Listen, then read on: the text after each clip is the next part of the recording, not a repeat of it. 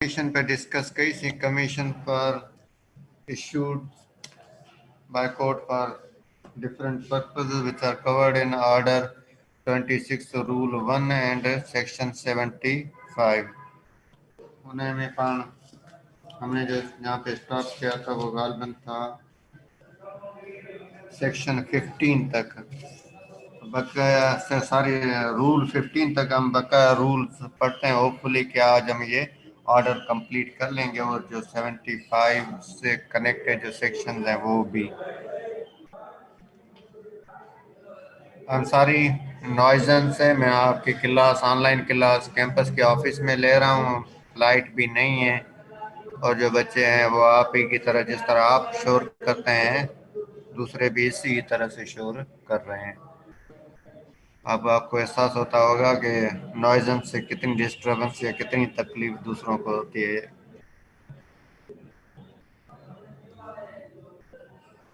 Section 15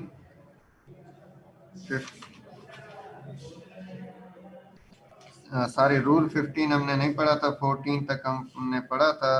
rule 15 कहता है expenses of commission to be paid into court.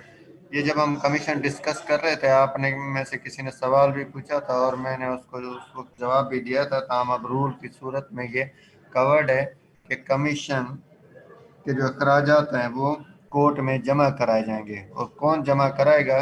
Mainly वो party जो अप्लाई कर रही है फॉर द कमीशन, जिसका इंटरेस्ट है, जो जिसको कमीशन से फायदा होगा। फायदा मीन्स कि कमीशन एक पार्टी कह रही कि मेरा विटनेस है, बीमार है, आप उसकी उसकी एविडेंस रिकॉर्ड करने के लिए कमीशन अपॉइंट करें।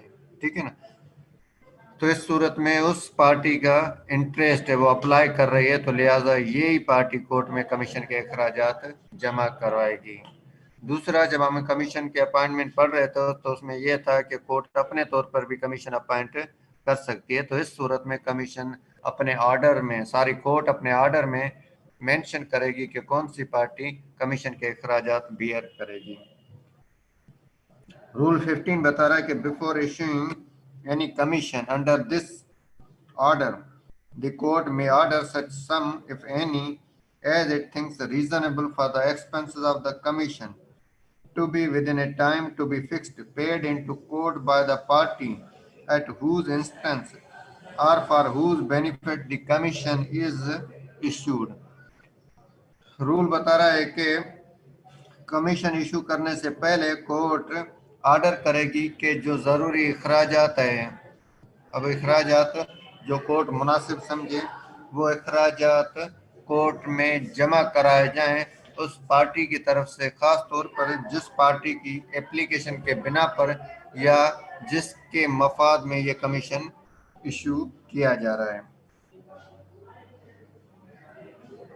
रूल 16 बता रहा है पावर्स ऑफ कमिश्नर। अब ये जो कमीशन इश्यू हुआ तो उसके पावर्स क्या होंगे, तो ये पावर्स कवर्ड है रूल 16 में। ये बता रहा है कि एनी कमिश्नर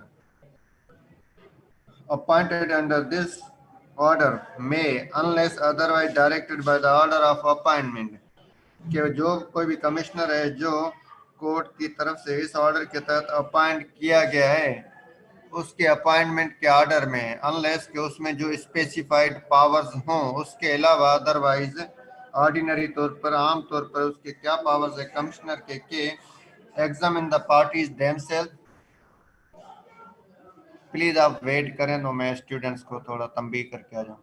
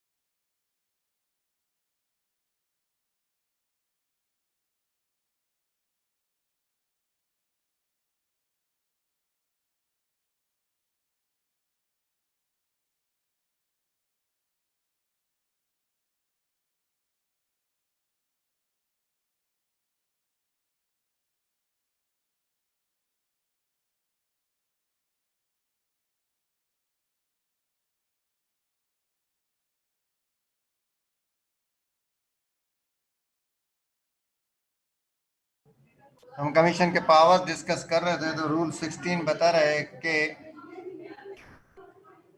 कमीशन कमीशन जो है वो एग्जामिन कर सकती है पार्टीज को, और उसके अलावा पार्टीज अगर कोई विटनेस प्रोड्यूस करें तो उन विटनेस को, या इसके अलावा कोई और पर्सन जो कि कमिश्नर मुनासिब समझे, जिसको कॉल करना और इनकी एविडेंस रिकॉर्ड करना, जिसका ताल्लुक भी उस मामले से हो जिसके लिए कमीशन अपॉइंट किया गया है। थोड़ा सा रिपीट कर देता हूं कि कौन से पावर जस्ट अभी मैंने आपको बताया कि पार्टीज को एग्जामिन कर सकती है, इसके अलावा पार्टीज जो विटनेसेस प्रोड्यूस करें उन विटनेसेस को एग्जामिन कर सकती है, और थर्डली कमीशन अगर कोई जरूरी समझे किसी और शख्स को जिसका ताल्लुक भी उस मामले से हो जिसके लिए कमीशन अपॉइंट किया गया है, तो कमीशन उसको भी बुलाकर उसकी भी एविडेंस रिकॉर्ड कर सकती है। इसके अलावा रूल 16 के क्लास सब रूल बी में बताया गया है कि कमीशन रिक्वायर कर सकती है रिलेवेंट डॉक्यूमेंट्स या कोई और ऐसी चीज जिसका subject matter of the suit से ताल्लुक है। जिस केस में कमीशन अपॉइंट किया गया है उस केस के हवाले से, उस केस से ताल्लुक रखने वाली वो कोई चीज या कोई डॉक्यूमेंट भी रिक्वायर कर सकती है कि वो पेश की जाए। सी में बताया गया है कि कमीशन किसी भी मुनासिब वक्त पर किसी भी जमीन या बिल्डिंग में का मुआयना कर सकती है, वहां पर जा सकती है। रिपीट कर दो, रूल 16 में पावर्स ऑफ द कमीशन बताए गए हैं। ये बता रहा है कि कमीशन को क्या पावर्स हैं, जिसमें एक पावर ये है कि कमीशन पार्टीज को एग्जामिन कर सकती है, पार्टीज की तरफ से प्रोड्यूस किए गए विटनेसेस को एग्जामिन कर सकती है, और इसके अलावा कमीशन खुद अगर किसी शख्स को जरूरी समझे तो उसको भी एग्जामिन कर सकती है। कमीशन केस के हवाले से, जो subject matter of the suit है जिस पर केस चल रहा है, उस हवाले से जो कोई डॉक्यूमेंट या कोई मुतलका चीज भी कॉल कर सकती है। कमिश्नर जो है वो किसी भी मुनासिब वक्त पर जो बिल्डिंग है या जो जमीन है जिसका सब्जेक्ट मैटर से ताल्लुक है और जो ऑर्डर में भी मेंशन है, उसको भी विजिट कर सकती है, वहां पर जा सकती है। 17 रूल में बताया गया है कि attendance and examination of witnesses before commissioner.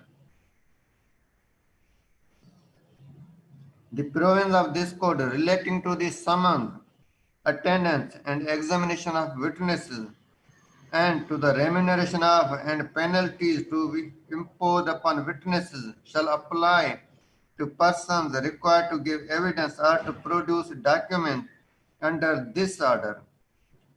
अब हमने पढ़ा था समन इशू होते हैं, समन पार्टीज को इशू होते हैं, समन विटनेसेस को इशू होते हैं, विटनेसेस के अखराजात कोर्ट में जमा करवाए जाते हैं, और ना आने की सूरत में मसलन उन पर पेनल्टीज इम्पोज की जाती हैं जिसमें अटैचमेंट ऑफ द प्रॉपर्टी या कोई और पेनल्टी शामिल हो। तो ये रूल 17 बता रहा है कि कमीशन के सामने भी अपीयरेंस के लिए समन्स, अपीयरेंस, रेम्यूनरेशन, पेनल्टीज के हवाले से जो सीपीसी के मुतल्लिका रूल है वो इस सूरत में भी अप्लाई होंगे। Whether the commission in execution of which they are so required has been issued by a court situated within or by a court situated beyond the limits of Pakistan, and for the purpose of this rule the commissioner shall be deemed to be a civil court। चाहे वो commission Pakistan में से किसी अदालत की तरफ से constitute की गई हो या इवन आउट ऑफ पाकिस्तान किसी कोर्ट की तरफ से कायम की गई हो, दोनों सूरतों में ये जो कमीशन है, जो भी कमीशन अपॉइंट किया गया है, उसके सामने पार्टीज, विटनेसेस, उनकी अपीयरेंस, उनके हवाले से समन्स, उन पर एब्सेंस की सूरत में पेनल्टीज वगैरह या नॉन कंप्लायंस की सूरत में पेनल्टीज के हवाले से जो भी सीपीसी के रूल्स हैं वो रूल 17 बता रहा है वो इस सिचुएशन में अप्लाई होंगे। A commissioner may apply to any court, not being a high court, within the local limits of whose jurisdiction a witness resides for the issue of any process which he may find it necessary to issue to or against such witness, and such court may in its discretion issue such process as it considered reasonable and proper. अब rule 17 का सब rule 2 बता रहा है कि वो जो commissioner है वो हाई कोर्ट के अलावा दूसरी जो अदालतें हैं उनमें रुजू कर सकता है कि आप अदालत मीन्स अदालत को रुजू कर सकता है कि वो अदालत उसकी जुरिस्डिक्शन में रहने वाले विटनेस को समन इशू करे कि वो कमीशन के सामने अपियर हो। वो कोर्ट जिसमें इस कमिश्नर ने अप्लाई किया है for the issuance of summons to the witness, वो कोर्ट अगर मुनासिब समझे और जरूरी समझे तो उस विटनेस को समन इशू करेगी। अब रूल 18 बता रहा है कि parties to appear before commissioner where a commissioner is issued commission is issued under this order, the court shall direct that the parties to the suit shall appear before the commissioner in person or by their agents or pleaders। अब commissioner कौन appoint कर रहा है? Court appoint कर रहा है, ठीक है। तो कोर्ट अपने ऑर्डर में मेंशन करेगी जो पार्टीज हैं वो पार्टीज अपीयर हो इस कमीशन के सामने, खुद अपीयर हो, प्लीडर के थ्रू या एजेंट के थ्रू अपीयर हो।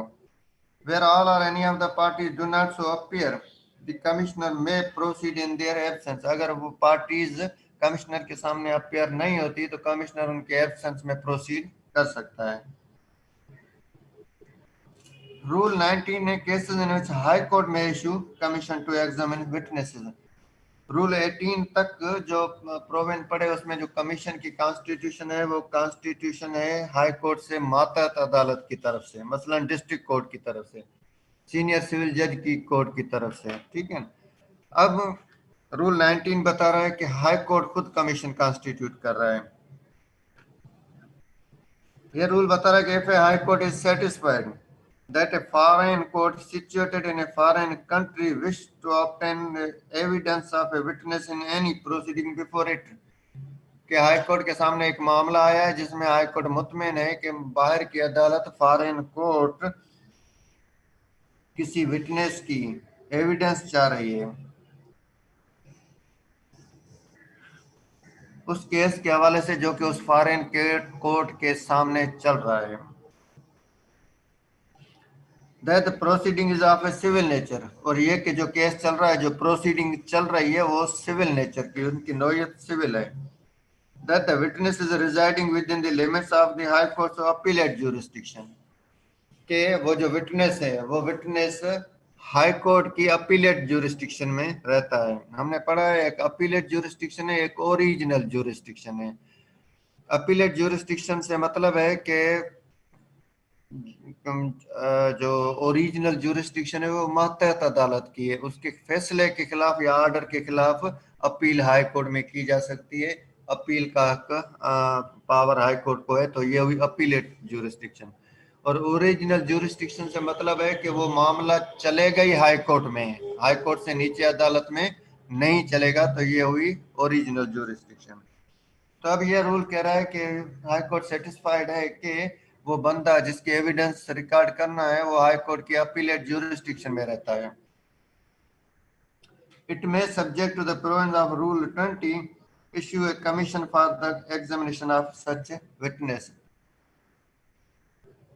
तो हाई कोर्ट उस शख्स की एविडेंस रिकॉर्ड करने के लिए कमीशन इशू कर सकता है। एविडेंस में be given of the matters specified in class A B and C sub rule 1। Evidence किन मामलात में दी जाएगी कि जो अभी हमने पढ़े सब रूल 1 के class A B and C के तहत। अब सब रूल 2 के further class A B C बता रहा है कि by certificate signed by the consular officer of the foreign country of the highest rank in Pakistan and transmitted to the High Court through the federal government। अब ये मामला high court के सामने किस तरह से आए कि किस फॉरेन कोर्ट को पाकिस्तान में रहने वाले किसी शख्स की एविडेंस चाहिए, ठीक है। तो ये मामला किस तरह से प्रोसेस हो, तो ये सब रूल 2 की क्लास ए बता रही है कि पाकिस्तान में उस फॉरेन कंट्री का जो काउंसलर है, जो हाईएस्ट रैंक वाला काउंसलर है, वो काउंसलर हाई कोर्ट को फेडरल गवर्नमेंट के थ्रू अपना साइन शुदा सर्टिफिकेट पेश करेगा, ठीक है। फॉरेन कंट्री का, बाहर के मुल्क का, जिस मुल्क में केस मुल्क की अदालत में वो सिविल मैटर, सिविल प्रोसीडिंग चल रहा है और जिस मैटर में पाकिस्तान में रहने वाले किसी शख्स की एविडेंस रिक्वायर्ड है और उसके लिए कमीशन अपॉइंट करके उसकी एविडेंस रिकॉर्ड होना है, तो अब ये कम्युनिकेशन किस तरह से होगा कि उस मुल्क का पाकिस्तान में जो काउंसलर है, जो सब यूं कहें कि सिफारतकार हैं, सिफारतकारी के डिप्लोमेसी के डिफरेंट रैंक्स होते हैं, जिसमें एक रैंक काउंसलर भी है। तो वो जो काउंसलर है वो एक साइंस शुदा अपनी साइंस से सर्टिफिकेट इशू करेगा, जिसमें बताया जाएगा कि उसके मुल्क में फिलहाल केस में, फिलहाल की प्रोसीडिंग में पाकिस्तान में रहने वाले फिलहाल शख्स की एविडेंस रिक्वायर्ड है और इस पर्पज के लिए कमीशन इशू किया जाए। अब हाई कोर्ट में ये कैसे जाएगा, ये हाई कोर्ट में जाएगा through the federal government. Federal government अपने लेटर के साथ या एप्लीकेशन के साथ ये हाई कोर्ट में सबमिट करेगी।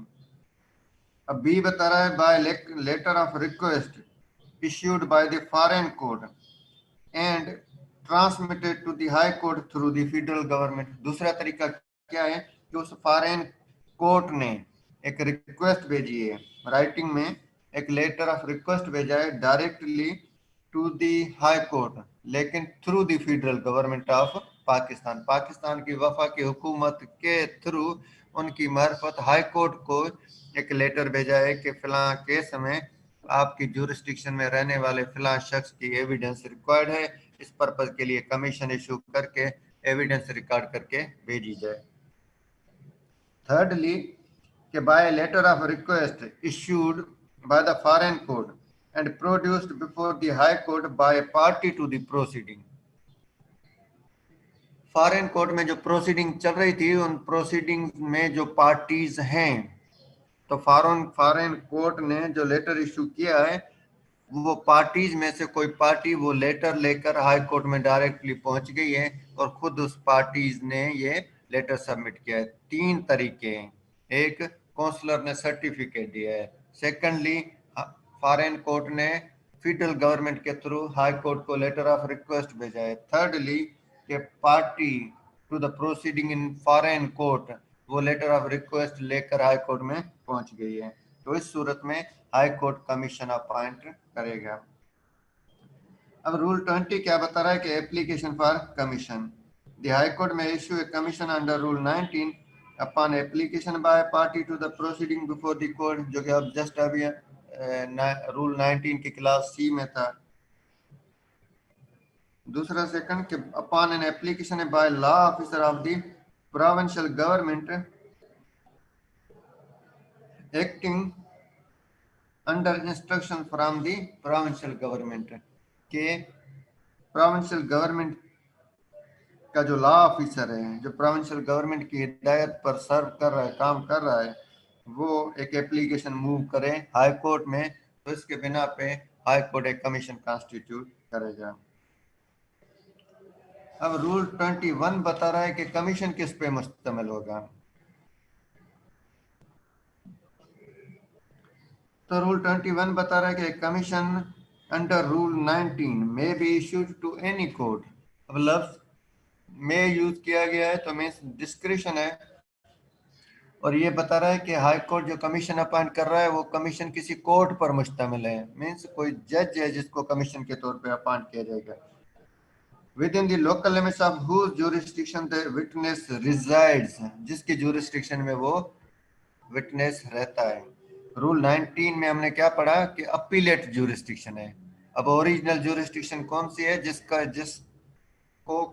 जज पर मुश्तमिल कमीशन अपॉइंट किया जा रहा है उसकी अदालत की जुरिस्डिक्शन में वो रहता है। ये कब हुआ? तो जब अपीलेट ज्यूरिस्डिक्शन थी। अब सेकंड कहता है और where the witness resides within the local limits of ordinary original civil jurisdiction of the high court. High court की जो ओरिजिनल सिविल ज्यूरिस्डिक्शन है, उस ओरिजिनल सिविल ज्यूरिस्डिक्शन में वो शख्स रहता है। तो to any person whom the court think fit to execute the commission, तो इस सूरत में हाई कोर्ट किसी भी शख्स पर मुश्तमिल कमीशन अपॉइंट कर सकता है। वो जज भी हो सकता है, वो वकील भी हो सकता है, वो कोर्ट का कोई और ऑफिसर भी हो सकता है, रजिस्ट्रार वगैरह भी हो सकता है। रूल 22 है issue execution and return of commission and transmission of evidence to foreign court. The provisions of Rule 6, 15, 16, 17 and 18 of this order in so far as they are applicable and shall apply to the issue, execution and return of such commission, and when any such commission has been duly executed, it shall be returned together with the evidence taken under it to the High Court, which shall forward it to the federal government along with the letter of record for transmission to the foreign court. एक बात ये थी कि जो rules 6, 15, 16, 17 and 18 हैं वो apply होंगे किस किस पर कि हाई कोर्ट जो कमीशन इशू कर रहा है, execution and return of such commission, issuance of the commission, execution means commission वो ऑर्डर के मुताबिक कंप्लाइन करेगा, and return of the commission, और वो कमीशन जो अपनी जो वापस होगा तो उसके हवाले से जो रूल्स 6, 15, 16 एंड 17, 18 अप्लाई होंगे। और जब उस कमीशन ने उसको जो डायरेक्शन दी गई थी, जो ऑर्डर दिया गया था, उसकी कंप्लायंस कर दी और उन्होंने वो एविडेंस हाई कोर्ट में जमा करवा दी, तो हाई कोर्ट वो एविडेंस, वो कमीशन की जो रिपोर्ट है, वो रिपोर्ट लेटर ऑफ रिक्वेस्ट के साथ फेडरल गवर्नमेंट को भेजेगी कि आप ये फॉरेन कोर्ट को ट्रांसमिट कर दें, भेज दें। इसके साथ ही ये ऑर्डर जो 26 है, ये ऑर्डर 26 कंप्लीट हो जाता है। हमारा 5-6 मिनट का टाइम है, तो इसमें वो जो सेक्शन 75 के साथ जो कनेक्टेड सेक्शन है वो कंप्लीट नहीं हो सकेंगे, उसको हम नेक्स्ट क्लास में कंप्लीट कर लेंगे होपफुली इंशाल्लाह ताला। आप में से किसी का सवाल हो जो अभी हमने रूल्स पढ़े तो उन सवालात के आप सवाल पूछ सकते हैं। जिसका सवाल हो वो खुद को अनम्यूट करे और सवाल पूछे, अदरवाइज जैसे टाइम एक्सपायर हो जाएगा तो हमारी क्लास भी खत्म हो जाएगी। जी अब्दुल राफे। सर सवाल ये था कि ऑर्डर 18 में जब सर कमिश्नर के सामने पार्टीज अपीयर नहीं होती, उसमें लिखा गया है कि वो इन एब्सेंस मूव करेगा पार्टीज की। अब उसमें वाज़िया नहीं किया गया कि वो इन एब्सेंस क्या मूव करेगा।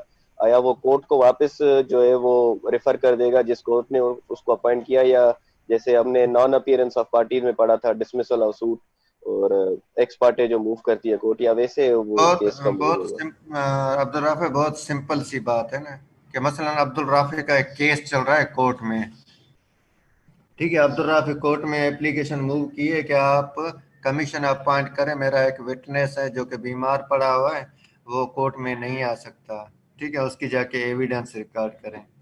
और जो अभी सवाल आपने पूछा उसमें डायरेक्शन क्या है कि कोर्ट ने जो कमीशन अपॉइंट किया तो उसको कहा गया कि आप कमीशन के सामने अपियर हों, और एक्चुअल कमीशन का काम क्या है, कमीशन को उस शख्स की एविडेंस रिकॉर्ड करना है, ठीक है।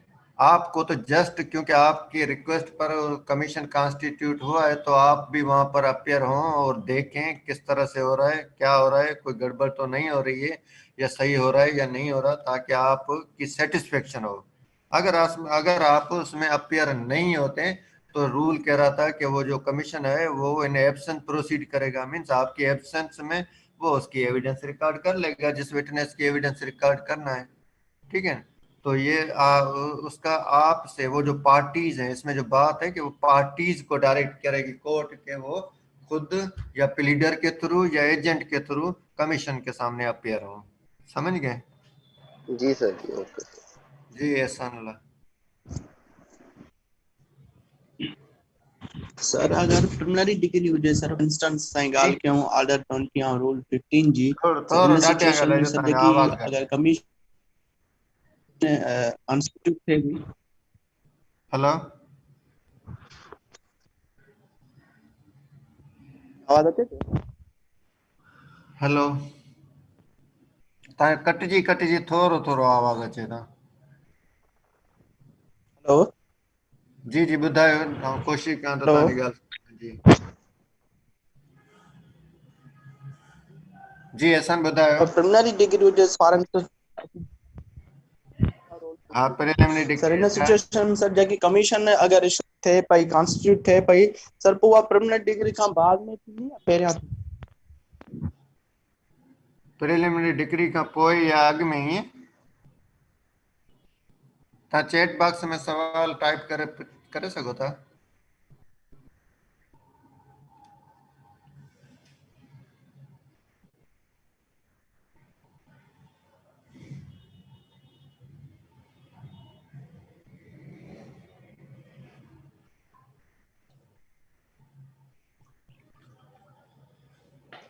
असां चैट बॉक्स में जेकर सवाल टाइप करे मोकिलियो।